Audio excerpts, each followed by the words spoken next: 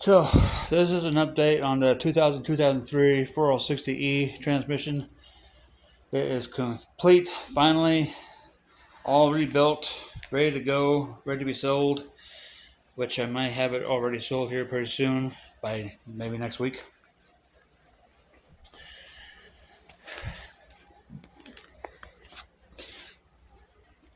I did go with a different oil pan. This is a deep pan from Summit Racing.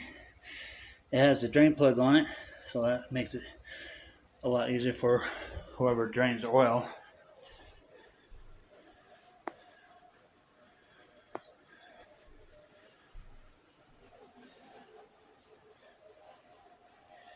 I really like this look. I'm really believing I may sit there and do this more often than not. The universal silver metallic on black. Pumps the same color too.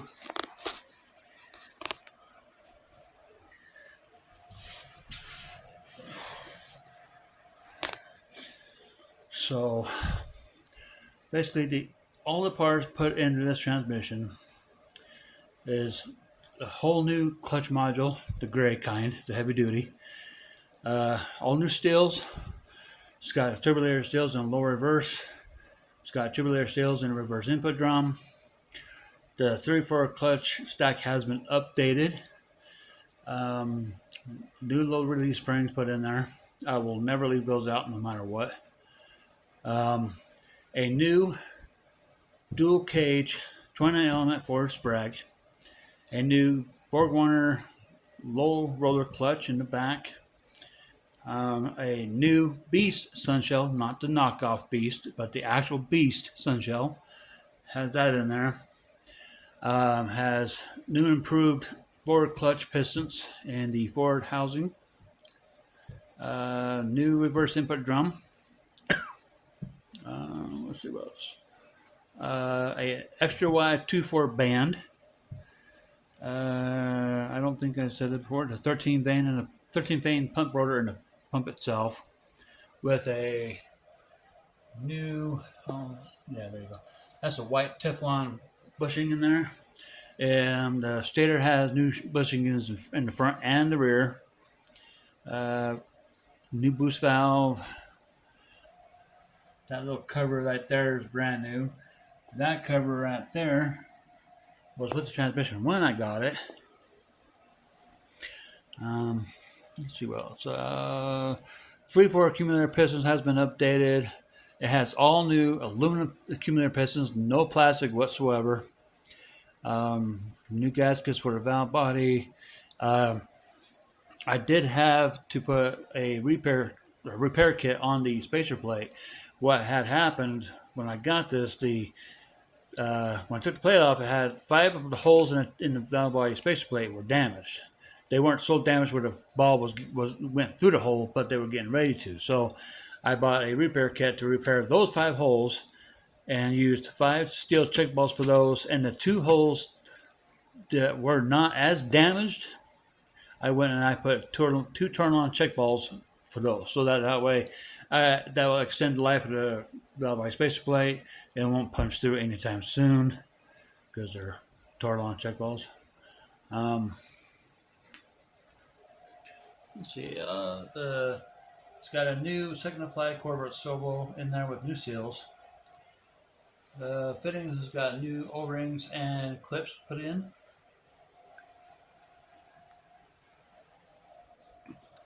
I was thinking about putting a new neutral safety switch on this, but I decided to opt out instead because apparently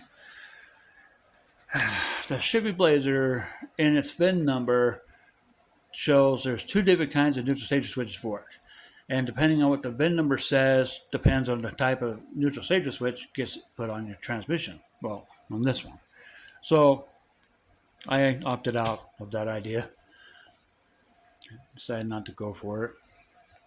Show the bottom of this pan really quick. But yeah, show that rear half here. I got that shined up. Those bolts in the center there are the same color as the extension housing. Pan bolts are the same. I did not do that to the pump bolts, and there's no real reason for it. These are polished. I polish these kind of things so that way it creates a good ground from the neutral, well, from the transmission to the neutral safety switch, and I do the same thing with the bell housing flange. Makes a good ground from the engine to the transmission for the electronics. And have not put my rebuild tag on there yet, but I'll be doing that here soon. New shifter shaft seal. The vent hose is its original hose. I just cleaned up the inside really well and the outside really well to go ahead and reuse it for this. Let me pop this open, well, over. That way I can show the oil pan.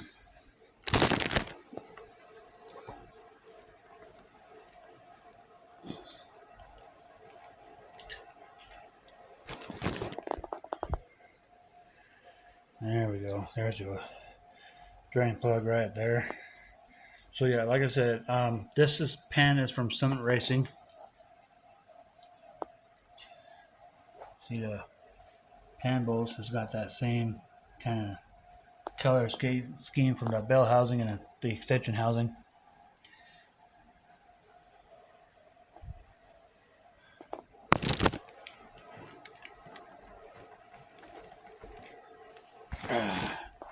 Had to put my phone down to do that. I don't want it to thump on the floor or tip over too far.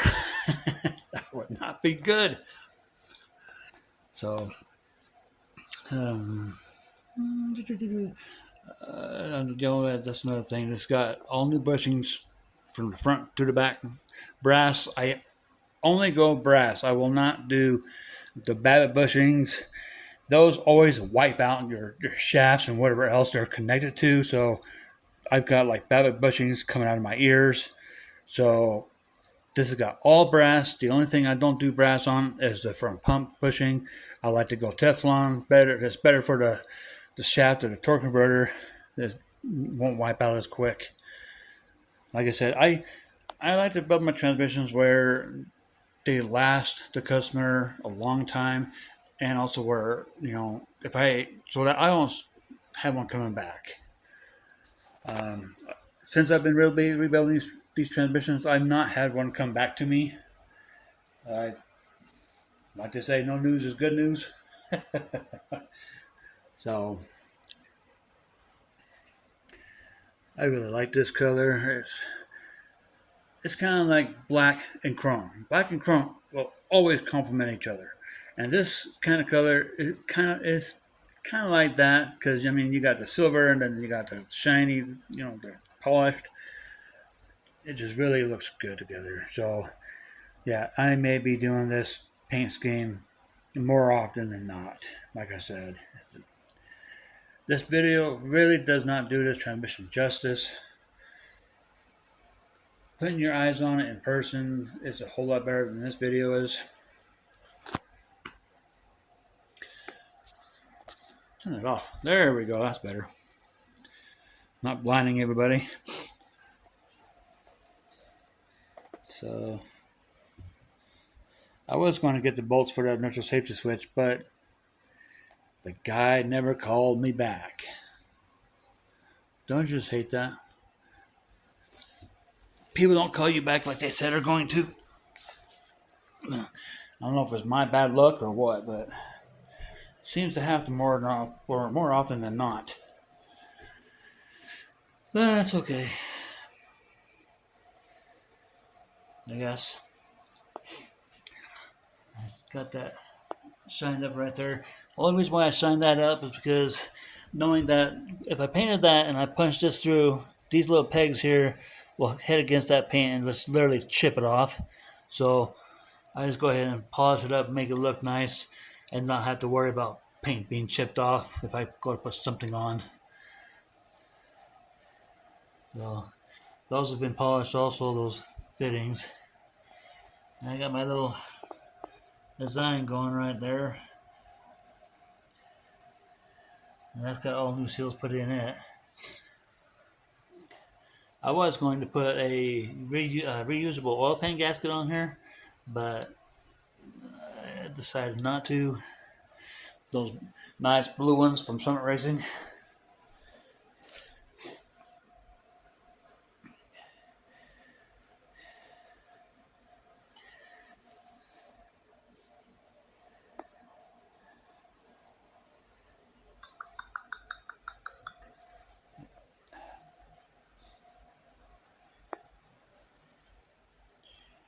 Just in awe how good looking that looks. I got a cat that's going to video bomb my video here.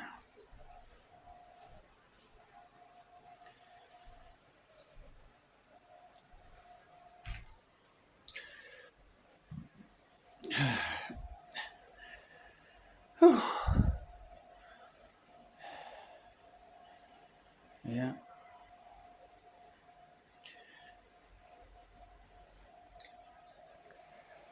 Yeah, I did a video of this not too long ago, first one, but it didn't come out as good. So I hope this one comes out better.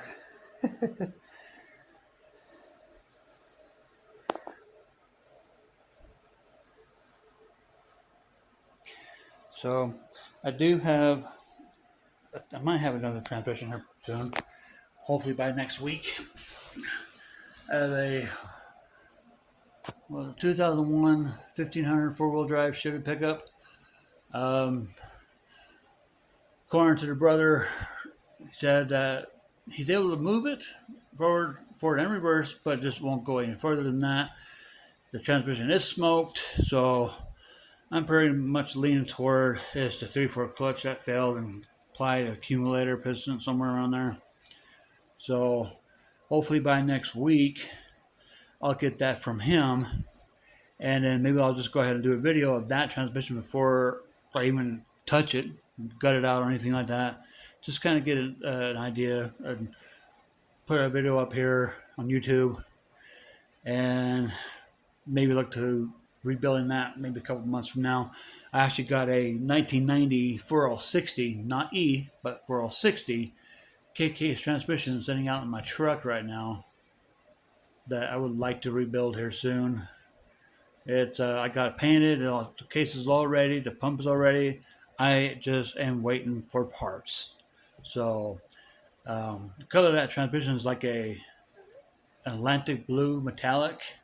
It really looks nice. I mean, if anybody watches Rival Layton Nation on YouTube and knows about King Fred, that blue wrecker he painted up and everything, I pretty much got the idea of painting this other transmission out in my truck from that truck that he painted.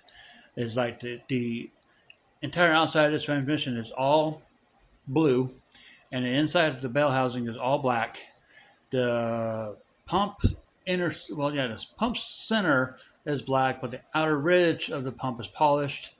The front seal retainer clip is painted blue. It's got a deep, aluminum oil pan.